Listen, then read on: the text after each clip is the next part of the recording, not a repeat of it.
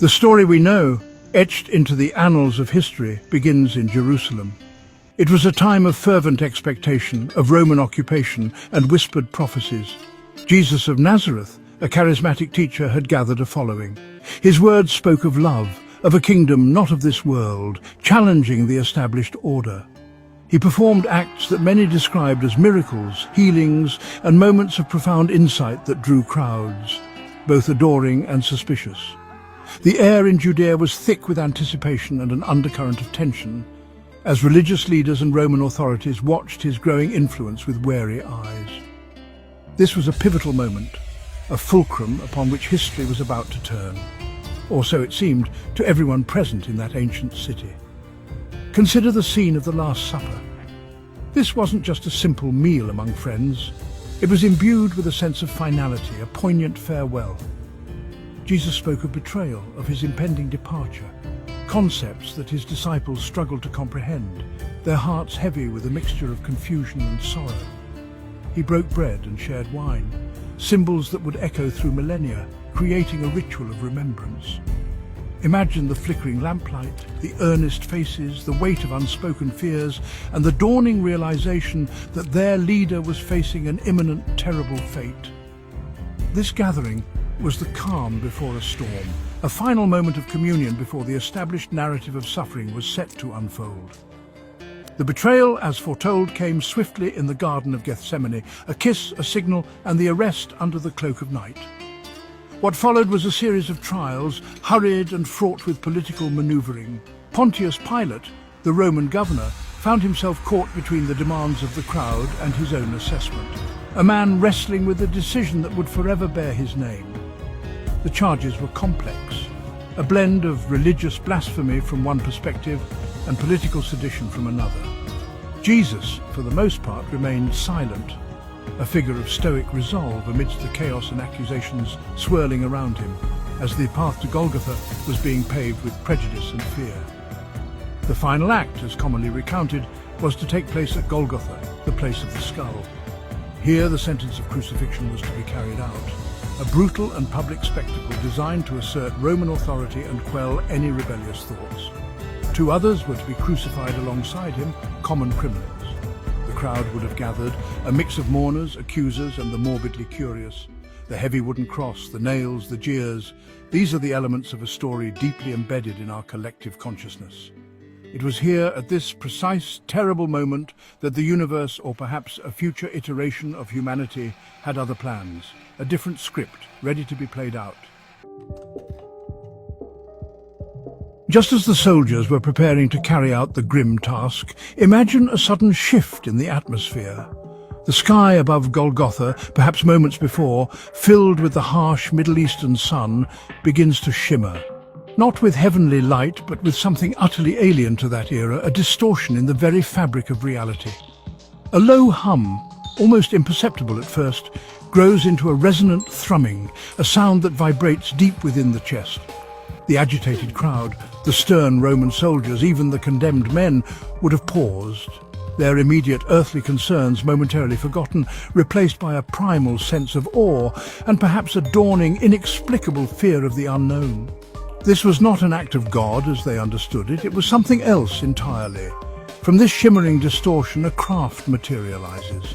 It's not a chariot of fire, nor an angelic host. Think of it as a vessel of pure, advanced science, sleek and silent, devoid of wings or visible propulsion. Its surface might reflect the scene around it in bizarre, flowing patterns, a testament to materials yet unimagined in that time. It hovers effortlessly, a stark contrast to the rugged, ancient landscape.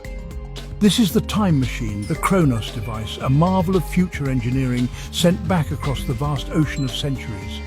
Its arrival is precise, calculated to the exact moment before the irreversible act of crucifixion could take place.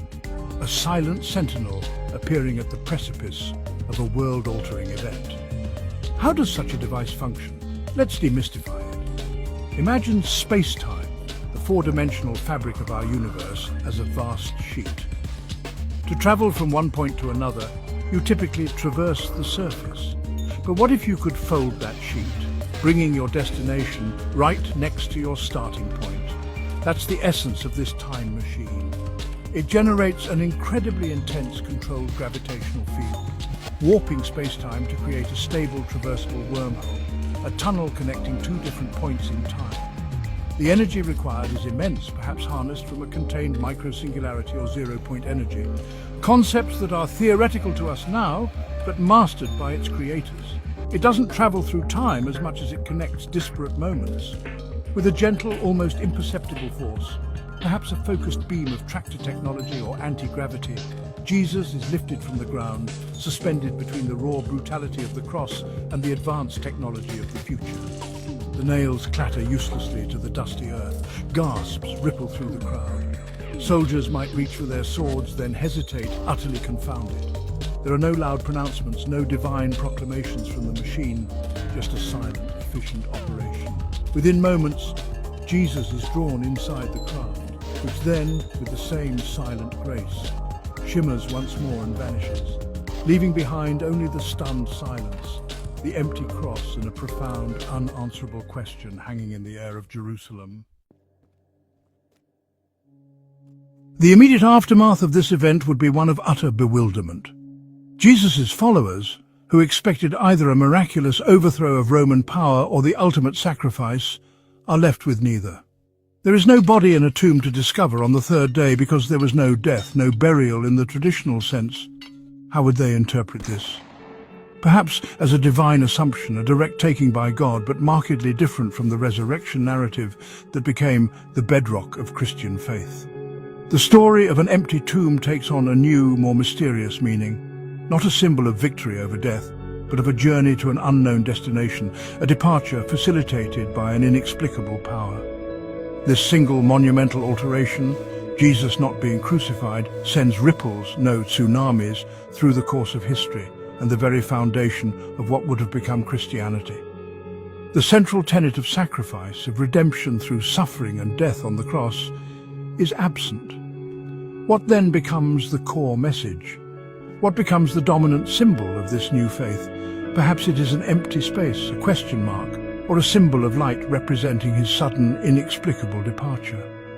The theology would evolve along entirely different lines, focusing perhaps on his teachings of love and compassion, unmediated by the narrative of atonement through a brutal execution.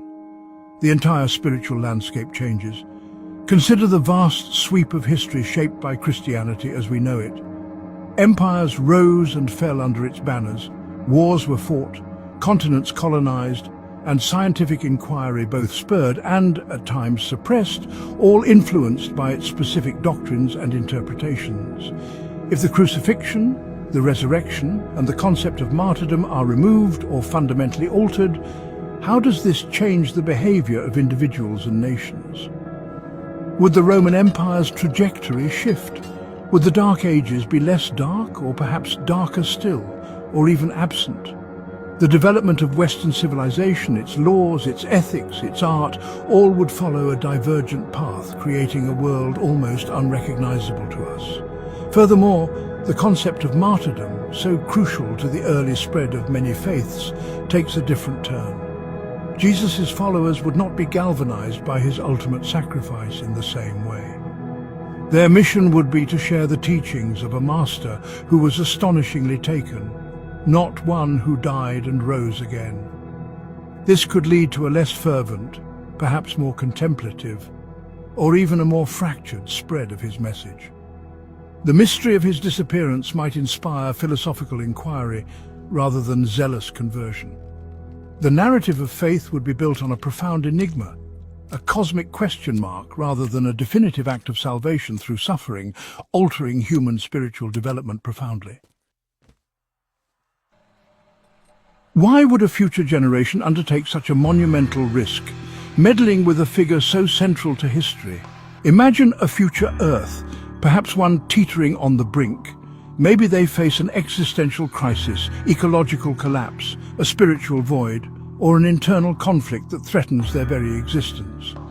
They possess unimaginable technological prowess, including the mastery of time travel, but they lack something fundamental, perhaps wisdom, compassion, or a unifying purpose. In their desperation, they look back through the annals of time, searching for a figure whose original teachings could offer a path forward, untainted by centuries of reinterpretation, dogma, and human failing. Their motivation could be a desperate need for authentic guidance. They might believe that Jesus' original message, directly from the source, holds the key to their salvation. Over millennia, his words could have been twisted, co-opted, or simply lost in translation, diluted by the agendas of countless intervening generations. By bringing him to their time, they hope to hear his teachings uncorrupted, to ask him the questions that plague their advanced yet troubled society. They seek not a religious icon to worship, but a profound teacher, a moral philosopher whose ancient wisdom might illuminate their complex future and help them navigate their way back from the precipice. Alternatively, the future humans might have detected a catastrophic flaw in the timeline, a divergence point where history took a turn for the worse, and that point, paradoxically, could be the crucifixion itself. While it formed the basis of a major world religion, perhaps its long-term consequences, as seen from their advanced temporal vantage point, included unforeseen global conflicts, stifled progress in certain areas, or a misdirection of human spiritual energy that ultimately proved detrimental to humanity's long-term survival or enlightenment. Saving Jesus in this scenario isn't just about him. It's about correcting a historical trajectory to save their own present or to create a better future for all. Ultimately, their act is one of profound hope, or perhaps profound desperation. By bringing Jesus forward, they might aim to initiate a renaissance of compassion, a new understanding of human purpose in a technologically saturated world. His teachings, delivered in a new context, might offer solutions to problems they cannot solve alone. It's a gamble on the enduring power of one individual's message to transcend time and transform a future that has, perhaps, lost its way. The disappearance of Jesus from Golgotha, therefore, isn't just an ancient mystery. It becomes the prologue to a new chapter for humanity, a testament to the lengths to which we might go to find meaning and save ourselves, even across the vast expanse of time.